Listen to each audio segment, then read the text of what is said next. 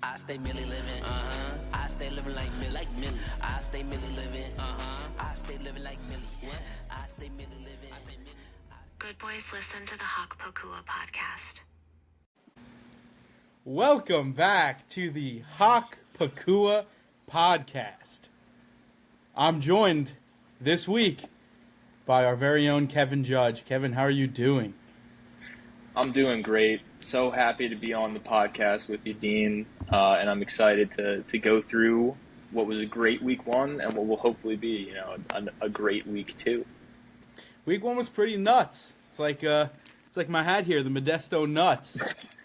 Mariners single A baseball team that are now going to be they're moving away and getting rid of them, which sucks. But oh, really? Isn't this like aura? Yeah. So how are you doing? How's Charlotte? How's life? How's everything? I'm doing pretty good. It's weird at first moving away from home. I'm sure you're going through it right now too. But you get used to it eventually, and it helps a lot. Having someone do it with you. For sure. Yeah. How is living with Camille? Both working, both living life. It's good because I'm in the office most of the time. She's working here, so we don't really step on each other's toes. Right now, though, I'm here, and she's covering her face and laughing over there. I'm here for the whole week, though. I'm stuck here with my car getting repaired, but yeah, it's still a lot of fun. We've been to a lot of nice restaurants around here. We've been out and about, gotten to some nice places around here, so keeps getting better every day. Gotcha. Yeah. So how is this first week? How is stressing? I mean, you and Alex had the most stress so far in the Vikings DST versus Romo Dunze Bowl. Having to worry about a Monday Night Football game against the Vikings and the Bears. What has your first week been like? When Jalen Hurts had a couple rushing touchdowns on the first game of the season, I thought I would have a nice, stress-free, easy week. And then Patrick Mahomes decides to go out, get 28 points on Friday right afterwards. I was like, all right, here we go. And it was just a back-and-forth game the whole way. And I was lucky enough to get, despite Caleb Williams being terrible all game, he threw a touchdown to Roma Dunze last second, saved me. So I'm really glad about that. It's nice to be the one having like the skill player versus the defense special teams. Was there ever a doubt? Oh, there were so many doubts. When Roma Dunze didn't catch a pass from like the 5th minute of the first quarter until like the 4th quarter. So I thought he just was completely gone. Terrible. But you came out with the win. Yep. Some possible upsets, some good, strong matchups. The team with Josh Allen losing, like we said, it was pretty nutty, but looking good going into week 2. So, any key takeaways? Anything that you saw from this week going into next week that you think could really? Any teams that you thought were going to be good that kind of have a good shot moving forward, or teams that ultimately failed? I mean, one comes to mind, Mr. Nick Kinkener. But. Yeah, one definitely comes to mind. I would say 2 teams that kind of stood out to me that I kind of surprised me was one, Ant's team, the Hock Pacua Podcast. They look really good this week. And I think we'll get more into this later when we go into previews, but I think if Justin Herbert's looking like that all year, they're going to be a very scary team. And then secondly, Saquonda Forever had a very nice week. And I think with Saquon, Zay Flowers potentially being wide receiver 1 this year, they're going to look very strong as well. Yeah, a lot of people clowned Ant's team at the draft. I said this last week. Yeah. I've been saying this. I love his starting lineup. It's just solid, and it's proven to be a force to be reckoned with, probably. And now he's got Travis Etienne, who is just the undoubted RB1 now in Jacksonville. Maybe he could go back to his days of being on my team after you traded him to me 2 years ago now, when he just went off. But yeah. I do have some things I want to say about Ant's team later that it's not all sunshine and rainbows. No? No, it's all not right. all sunshine and rainbows, but we'll get into it later, when we're previewing. All right, I got you. So, obviously we got Chris. Chris is Mr. Jackson's Neighborhood versus Will's Saquon to Forever. Those are two undefeated teams. They're the only undefeated teams in the league so far, and they're going up against each other. What do you feel about both of them this past week, and how do you feel going into this one? Starting off with Chris, obviously, some weeks when you have Lamar Jackson and Derrick Henry, there's just going to be weeks where the Ravens score 40 points like they did this week. Both of those guys are going to go off. You have to win those games. Chris won that game, so very good for him week one. And then for Will's team, I think, like I said earlier, Will's team is actually a little better in reality than it is on paper here. I really like his running backs, and I really like his receivers. He has 3 alphas in his starting lineup. The question for Will is going to be, where does he go at tight end, because George Kittle got hurt? And that is really probably what's going to determine this matchup, whether he goes the trade route or on waiver wire. I think it'll be a good one, though. Potential for game of the week. And it's pretty funny. I mean, sources close to the matter have told me that Will told Aiden to start to start Mark Andrews this week, and it helped me out with Mark Andrews' dud. And it's pretty tough to see that Will's tight end problems from last year are bleeding into this year with George Kittle being out for a couple of weeks, whatever that means. I don't know if you're going by the 49ers. I think he's done for the year, but no. I'm just joking, hamstring injury to a 32-year-old tight end. You might want to look for a permanent solution. Yeah. No, but I agree with you. His team is just loaded from top to bottom. Right now, he's in such a great spot, even with Kittle gone. There's a bunch of tight ends that'll give you random weeks on the waiver wire. Yep. But Baker's solid. His 2 running backs have such a high floor with Saquon and Kyron. Like, Kyron's going to get the work. He's not going to get you 20 a week, which is like what I thought he would going into last year. But he's going to get you 15 a week. I don't think he got that this week, but he will. His wide receiver core is nuts, like you said. Like, even if Drake London's banged up, he's got Marvin Harrison, Zay Flowers, Keenan Allen. Keenan Allen's just the guy again, even at his age. And his only issue is the Kittle injury, which he's an injury-prone guy historically. Yep. So like, even though he's been pretty solid the past 2 years with that, I mean, it's kind of expected, but not week one. That kind of sucks. But neither of us mentioned Tony Pollard. Tony Pollard is going to be at least good until Tyjae Spears comes back. So if Drake London did actually get injured this week and can't play next week, Tony Pollard should be a good flex for Will. Yeah, he's got a lot of options at flex there. Yeah, last year he didn't really have a lot of great options for like RB1 or like wide receiver 1 or like quarterback or like flex or like wide receiver 2 or like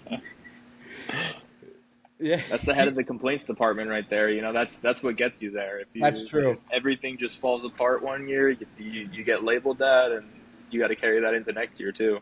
That's true, and you're a known member of the complaint department, and I guess we found out tonight that Will is the president of that. With the departure of one of our longtime league members, Mr. Peter Grummel, Do you have any predictions on who fulfills that third spot in the complaint department? You know, I'm trying to get out of that seat right now, so we'll see. We might need someone to fill that second spot too, but you know, I think it's got to be someone that I think Nick might start getting in there if he keeps putting up weeks like he did last week. And if, you know, that Brock Bowers injury starts nagging on him, I think he had like a knee injury. He might start sending stuff in the group chat about how his team would be so good if Brock Bowers was still around, you know? and people just saying, "Hey man, you know, you're starting DK Metcalf and Tyrone Tracy in week 2." It's getting you're getting at the 2024 Will Lentini level here. Pretty early. Yep. No, but I think he'll pick it up. And yeah, do you have any pick for Chris versus Will week 1? If we get right into it. So I feel a lot of people, because of Chris's strong week last week, will be on Chris. I am siding with Will, though, because I think Lamar and Henry, off a huge week last week, a bit of a letdown. They're going to come into the game, blow the Browns out of the water, and then just cruise through the entire second half. So they might get a lot of points early, but I think second half they might, you know, just be running the ball. Just Derrick Henry might be getting some breaks on the sideline. So I think Will gets the win on this one. You know, it's another week where last year a lot of my picks intersected with Aiden's, and I'm afraid that's going to happen here because I picked Will as well. I had a whole thing. I was like, I think there's a chance Kevin picks Chris. You know, you can't go wrong with Lamar, Derrick Henry, but like you said, it's the Browns. I think the gas won't be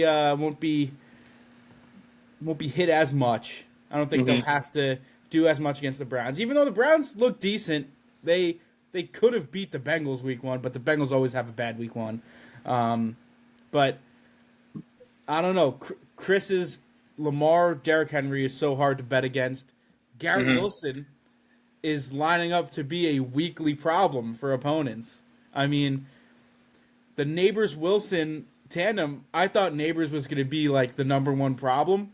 But with the Giants O-line, I mean, the Giants O-line is like, it reminds me of like the Jets in like the late 2010s, early 20s, where like the Giants have a nice defense. Like they have their D-line is gross, but their offense is so bad, and that mainly their O-line. Like Russell Wilson has like less than a second to even make a decision. So like when your defense is always on the field, whoever they're playing, like their offense is going to be great. But also like Neighbors, he might get 12 to 20 targets, but like he'll finish with like 5 receptions for 40 yards. Like, like that's kind of what Garrett Wilson was in the beginning of his career, and that's what he's kind of stigmatized being known for as a wide receiver. But now if Justin Fields is the real deal and the Jets keep up like top 5, I think they were number 1 in offensive rankings this week.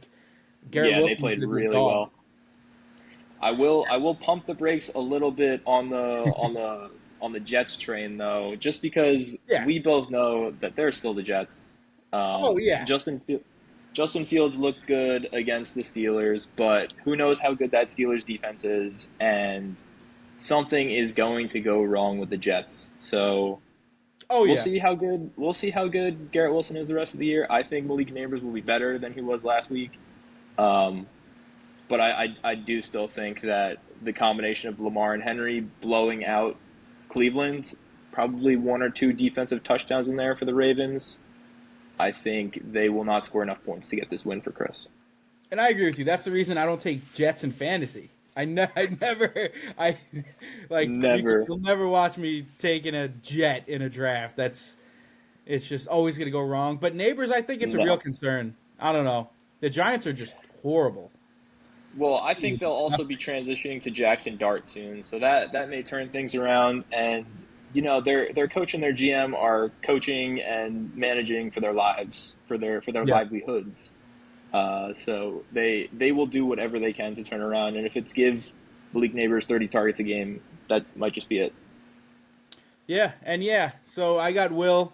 I mentioned, Chris, I could see him having a good week. I could see him having a bad week, like coming off of this past week he had. But I mean, Will has one guy down. He might have Drake London down, but he's got depth now that was it was sneaky before. Keenan Allen, it was sneaky. Keenan Allen's the reason I didn't take Ladd McConkey in the third. That was my pick right after you went Chase Brown Bucky. I was going Ladd, but yeah.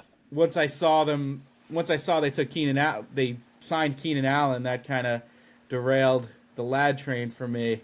But it'll be interesting to watch. It'll be interesting to watch Marvin Harrison this week, though. After he could have had a much bigger week than he did, so we'll see how much he improves. I think he'll be really good the rest of the year.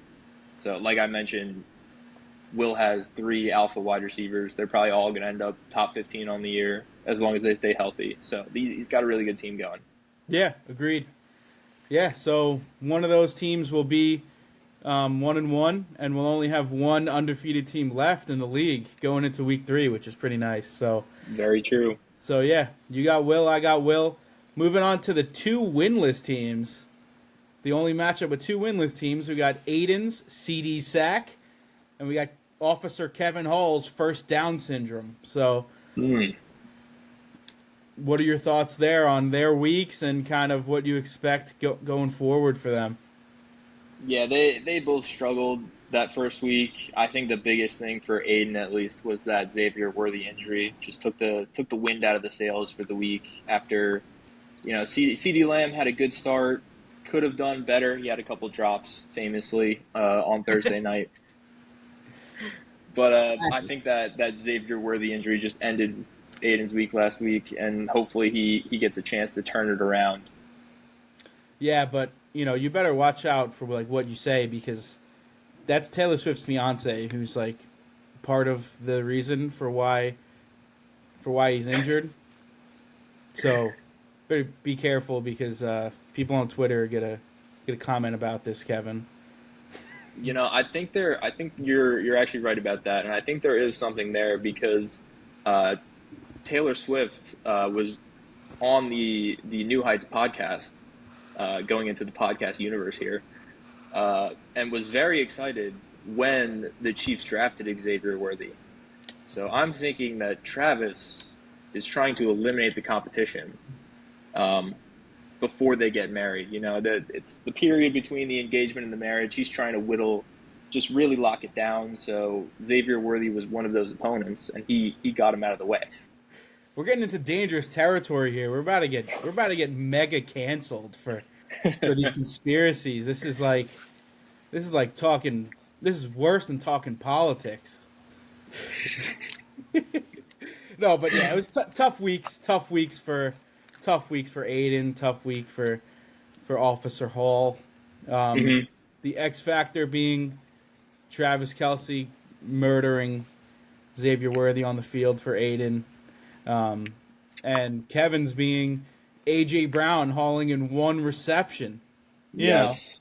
Jalen Hurts is so nice to have as a quarterback, as you know, but I was not a fan of having any of his receivers. I mean, last year, I don't know if people remember, I drafted A.J. Brown and Devonta Smith and traded both of them like right when the season started. So I was like, what am I doing? I don't know. The Eagles are just, I don't know.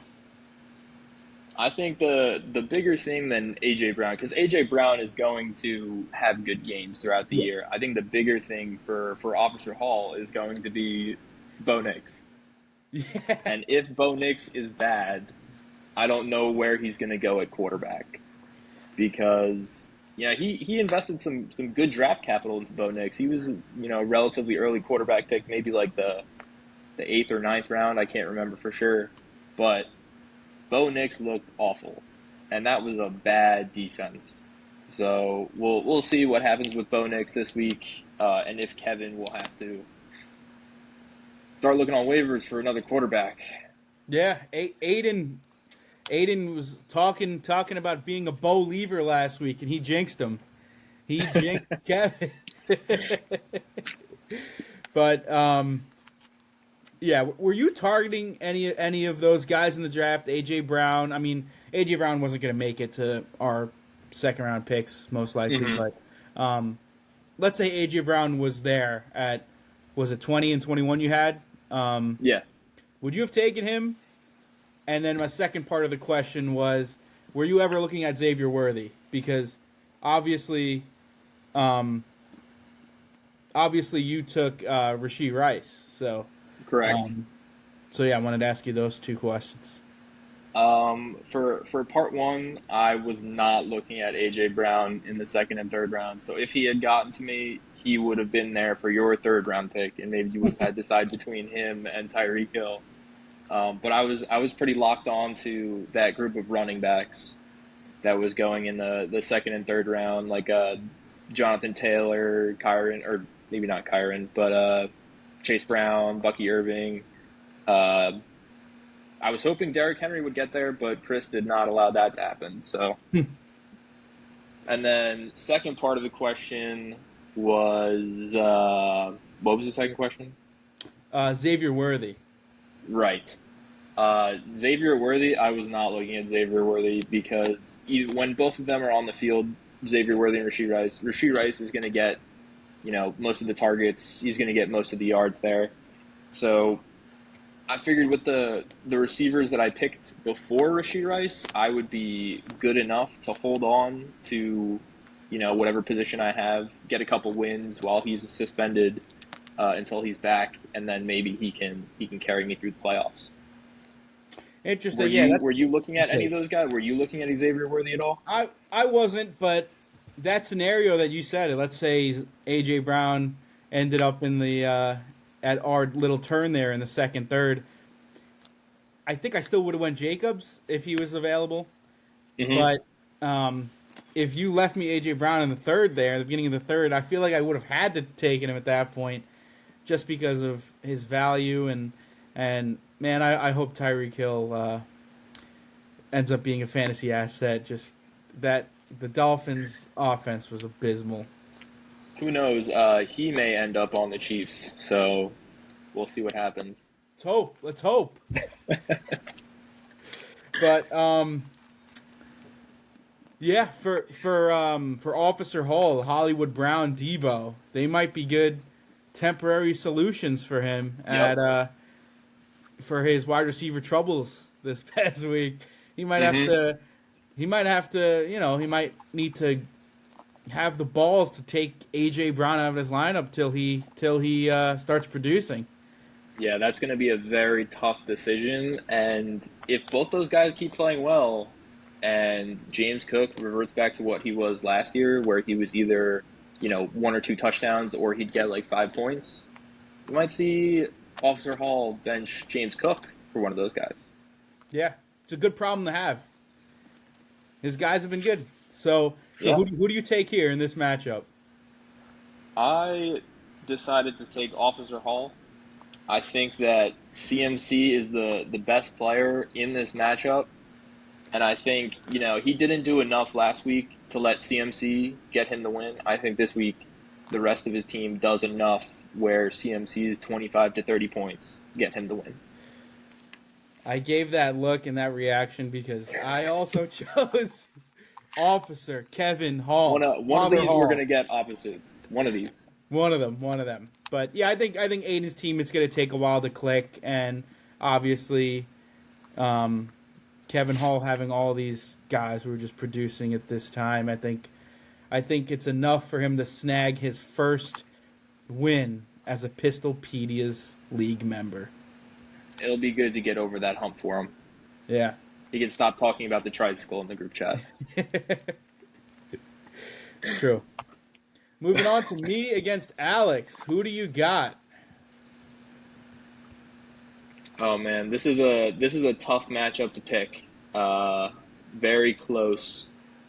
I think the main things from both of these teams is you are very reliant on your running backs. And Alex right now, while he's got two rookie running backs and then Javonte, he is very reliant on his wide receivers. The problem for me with Alex is that Nico Collins and Brian Thomas Jr. both looked kind of iffy last week. It almost looked like Travis Hunter was the number one wide receiver on the Jags. And that Texans O-line just couldn't keep C.J. Stroud up enough to get Nico Collins the ball. So it's going to be an interesting matchup. I actually picked you to win. I think it'll be a very close one, though. All right, yeah, I think it could go either way. I think Javonte is going to be a problem for opponent, not for Alex, but for opponents, and especially this week because like I said about the Giants earlier, they have a solid defense, but it's like the Jets, where in the past where the defense is going to be on the field like so often because the Cowboys are gonna want to get like a securing victory against the Giants. It's obvious that the Cowboys are going to come out swinging. They're gonna game plan to crush these guys, and Javonte is just going to run all day, and I'm going to be taunted by Alex all Sunday. I think the game is. I think it's Sunday. I'm just going to get Javonte Williams 13-yard touchdown. Javonte Williams 3 yards. I already know it's going to happen. And I don't know about all that Javonte Williams 13-yard touchdown. I think he, from 2 and in, that's where you'll see the touchdowns coming. But anything longer than that, I think that the Cowboys will be passing, hopefully, to Jake Ferguson.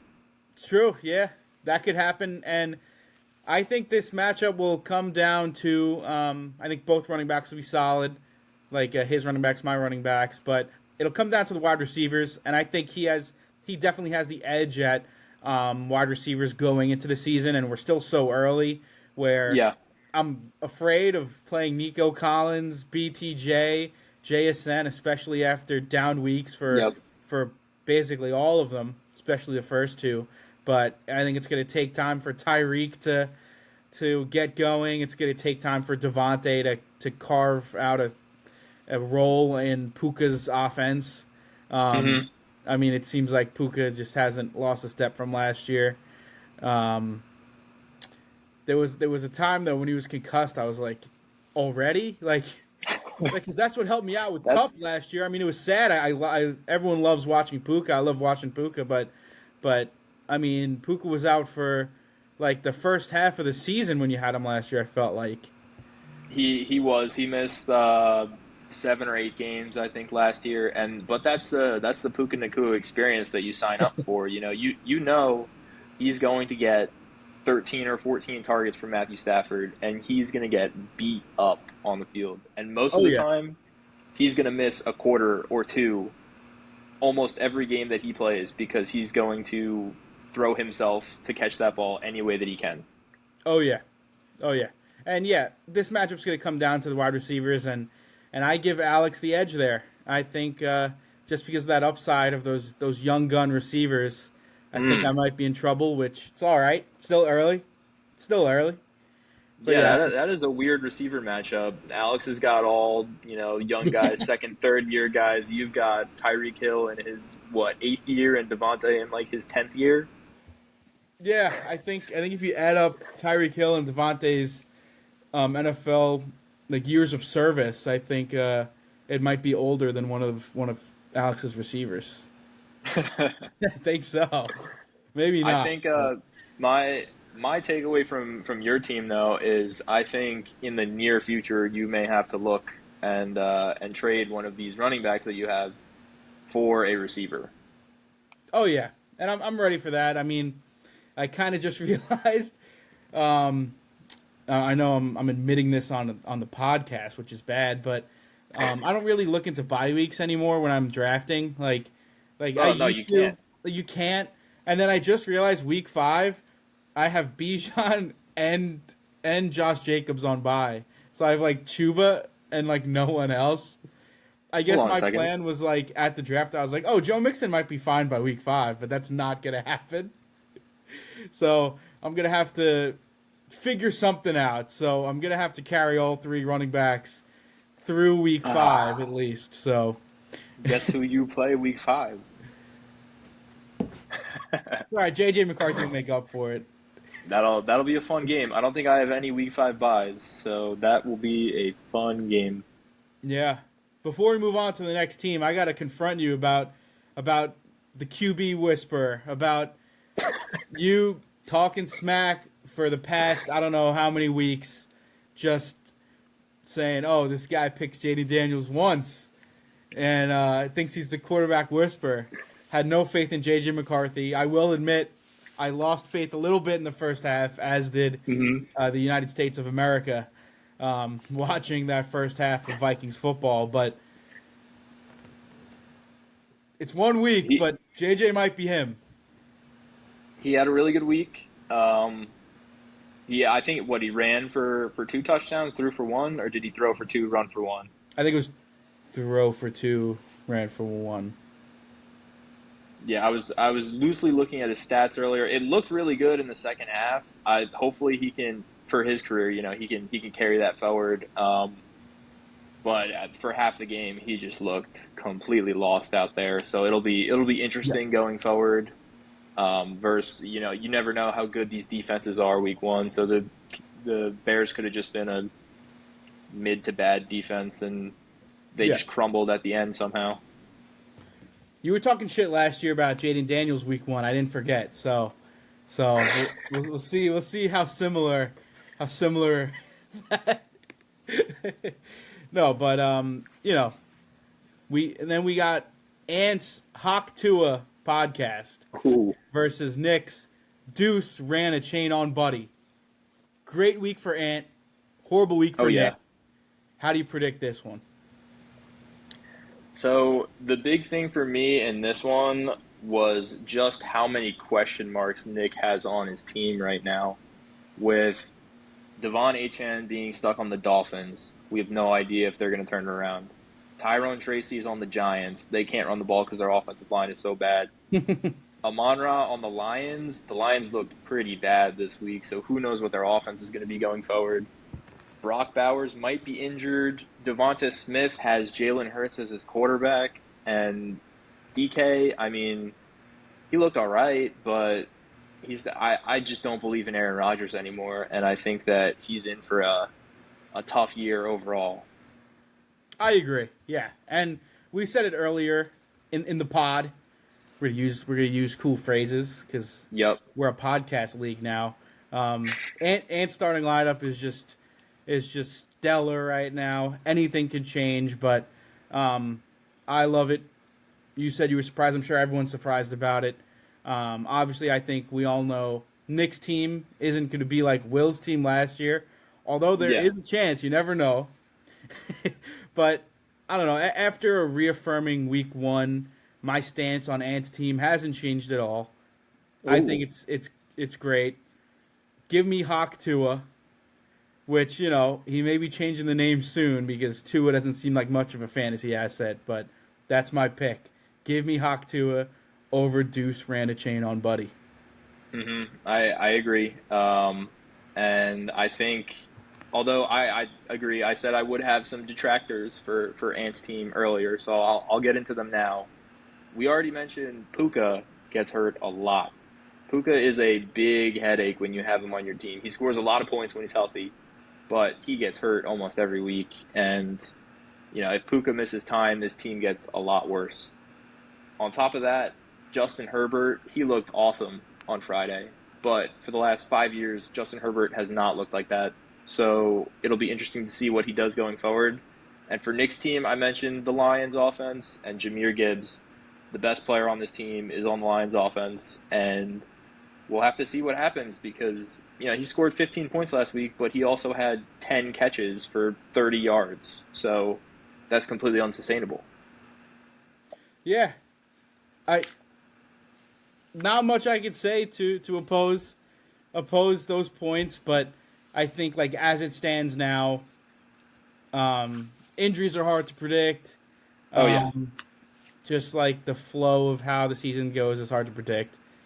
Ant's team, it's tough to say like now like who has a playoff team. I think like teams that are built for the playoffs are like Will's or like Kevin Hall's, where like they already have like depth that's emerging, where like they have a lot of options week 2, which is pretty rare. I feel like where like Will has so many like most teams like you, me, everyone else. Like obviously like we have a lot of faith in our benches, but like there's not a lot of guys on our bench that we're like willing to start right now.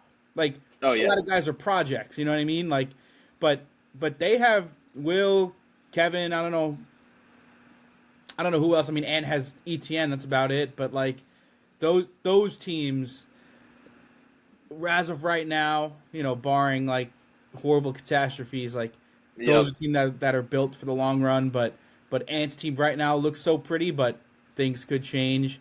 Let's hope not for his sake, because he received the New York Jets award for this past year for the longest playoff drought. So I'm hoping he changes that. I do still think that Ant has a very good team. I'm just saying that there are questions here, and I didn't want to do this whole preview just ragging on Nick's team without doing anything for Ant's team as well. No, I get you totally. Yeah. So moving on, we got the man of the hour, his matchup here. Your Rags Gritty Gang squad is taking on Robbie's I Need More Points. Now, I guess I'll start off with my thoughts because it's your matchup. Even though he didn't come out with a victory, Robbie did score the 3rd most points last week. But I think a lot of people can look at that and say that came from Josh Allen. You know, a lot of people in fantasy around other leagues, around other whatever, if you had Josh Allen, like a lot of people won their week. He didn't. Oh, yeah. I think that speaks to his team so far. He had some guys that, didn't live up to what they were going to do. It wasn't a great week for like fantasy purposes overall. Like a lot of players didn't perform that well. Like he felt it with Jonathan Taylor, with his wide receivers. I mean, Justin Jefferson got by because of J.J. McCarthy's second half, but even it wasn't. It was a bad Jefferson week. It was like a not great DJ Moore week. So this one's going to be tough. This one was like one of the toughest to pick. I mean, your team on paper, like your starting lineup, no Glaze. No Glaze. It is one of the prettiest starting lineups in the beginning of a season. But, I mean, how confident do you feel heading into this one, and what are your thoughts before I say who my pick is? I do think, if I had come into this week with a loss with Terry and Jamar Chase just putting up absolute duds in the first week, I would feel really bad about my team right now. But the fact that I was still able to put up, a decent amount, enough to get a win against Alex's team, I do feel pretty confident. And I think that, winning the Jamar Chase stinker game is almost more important than winning the Jamar Chase blow-up game. So I am feeling very good about my team that they're able to win those Jamar Chase stinker games. That's a good point, because those hurt, because that's the guy that you built around. That's the guy you spend a high pick on. Or I mean, he's the guy that you need to score 25 a week. And, like, even with having, like, those 50-point 1 or 2 games a year, like, when he gets those, I mean, this was, like, a really bad game for him. It's historical that Burrow has been terrible every week 1, even against the Browns. But, I don't know. I got you for this week. I think Robbie's got a lot more question marks, like, all around. But it was such a hard decision.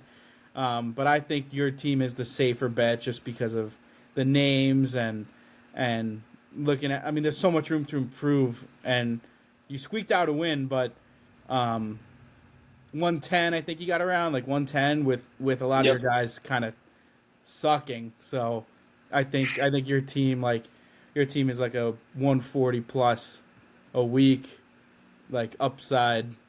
A week is crazy. upside, fine. But I was gonna say 140 a week average. That's crazy. I mean, Hurts, Brown, Bucky. I'm naming your team, but like outside of Jamar, like you have like a crazy roster. I mean, you had a roster last year, but they all got hurt. I mean, I'm knocking on wood, but yeah, that happens. Yeah. Going further into Robbie's team, though, I am a bit scared going into this matchup of the two rookies he has, Travion Henderson and Emeka Egbuka. They are both very good. Travion didn't show it completely last week, but he is very capable of breaking 80, 90-yard touchdowns. So, while Jamar Chase might break one of those, Travion Henderson might match him. But yeah, because I had, such a bad week outside of Jalen Hurts and the Broncos defense, I also think that I will get the win this week. And I'm hoping that, Bucky, Chase Brown, Jamar Chase, Terry will all have bounce-back weeks, and I'll be able to put some points on the board to get myself higher in the standings. For sure, and I already saw that little tight end change that you made. Took out Tucker Kraft and put in Jake Ferguson. You think he's going to eat against the Giants? That was also just because the Packers offense week one just pissed me off watching it, because you see, like, you can, whoever the Packers receiver or tight end you have, you watch them on the TV screen get open almost every single play. And Jordan Love has 5 open receivers almost every play that he has to choose who to throw to, and it's really frustrating when I see Tucker Kraft running across the screen wide open and he throws it 40 yards down the field for an incompletion. It's just frustrating. And I know that Dak against the Cowboys, or against the Giants, is going to be lighting up the scoreboard. They're going to score a lot of points. So I think Jake Ferguson gets in the end zone this week. That's why he's in my lineup. That makes sense. And I think that's that reason with the Packers. I think that's the reason why, like, I remember Golden was like supposed to go so high on the ESPN rankings, and like, yep. I forgot where Will took him, like the 10th or 11th, where it might have been earlier, but it has like Jaden Reed all over it. Like, he might have some big weeks, but like they have so many receivers and guys that they use in that offense. Like you said, they get open. They don't get the targets though. I think I'm so biased, but I think Josh Jacobs is the only guy to own in that offense and like be secure in their production, because they're just going to get the volume. There's no one else. But but for wide receiver, I mean, it's such a gamble.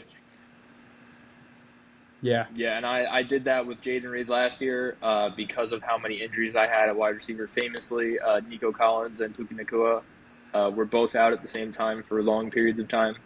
So Jaden Reed was starting for me. I tried to trade him many times. Nobody wanted him.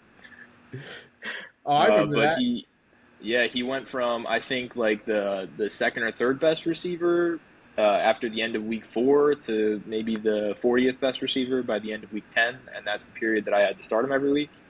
So it was a tough watch. Interesting. And we're coming down to it. We went through each team, each matchup. One segment that I'd like to add to this podcast that I forgot to tell you about beforehand, but it's pretty simple, and it's pretty simple for this week, is I got this idea from Aiden, where he said going forward as the weeks go on, at the end we should have a Mayo watch. So, okay. So, a lot of people would be like, playoff watch or championship watch. That's not what we're concerned with here on this podcast. We're concerned with Mayo watch, because there's nothing more. I mean, I don't know about other people, but when I'm not in the championship, like, I feel like everyone is paying attention to the Mayo Bowl more than they are like the playoffs or the championship game. Like, everyone cares. Especially if it's a close Mayo Bowl going into the third week. Oh, yeah, that is so much more exciting than finding out who wins the championship. Yeah, there's nothing like it. And, so Mayo watch going into week 2. It's so early in the season. It's kind of ironic and ridiculous to even have this segment, but Yep. I think it's unanimous who's on Mayo Watch right now, and it's see if you could fill in the blank. It's so far the last two teams are Aiden, CD's Sack, and Nick. Yep, Deuce there ran we a go. chain on Buddy. Yep. So those are the bottom two teams right now. I'm sure that'll change.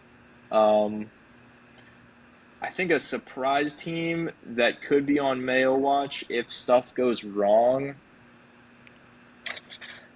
I mean, there was a lot of stuff with Ant's team. It looks really good on paper right now, but he always ends up somehow in 7th or 8th place. So I think putting a prediction out there just for the sake of it, I think Ant is a team right now that won and did really well, but just put my stamp on it. Maybe Ant will be on Mayo Watch when the 8th edition of the Hock Pacua podcast comes out. Interesting. I like that. I like the long-term Mayo Watch pick. Yeah, Wow. dark horse. Yeah. Got to take a long shot. Yeah. I can't just pick the favorites. Yeah, I like that, huh? Yeah, I got Nick Hickner. I got Deuce ran a chain on Buddy. It's my Mayo Watch right now. That could change every week. His team could go off, but yeah, that's great start to the Mayo Watch segment presented by Mamitas, as Caleb Preston from Barstool likes to say. An Ant Nick Mayo Bowl would be extremely entertaining too. So I don't have any ill will towards either of those managers, but it would be very entertaining as an outside observer to watch how that progresses. Sounds like you do. No, I'm kidding. I guess to close it out, is there anything you'd like to say to Robbie to start off some trash talk? You and Alex had some all-time trash talk going into the week. Everyone was pretty antsy about not having football for 250-plus days. Anything you want to say to Robbie right now to get it going? I'll keep it respectful for the podcast. I mentioned that I think Robbie has a very good team, but Josh Allen is not going to be here to save you this week. So you better get some more points from the rest of your team. Hence his team name, I Need More Points. Yep. Now some disrespectful... no, I'm kidding. Kevin, thank you so much for joining me for episode 2 of the Hock Pacua Podcast. Maybe Ant changes his team name back to Hock Pacua now that he might drop Tua. Who knows? I think he'll have to come on the podcast and do that live if he wants to make that change. Yeah. So Ant, keep Tua right now, and you'll get on this podcast next week if you agree to drop him on stream. Kai Cenat 4K or a Max and clip farming. You son of a gun. Kevin, thanks for being here. Always appreciate you. Best of luck this week. Best of luck during the season.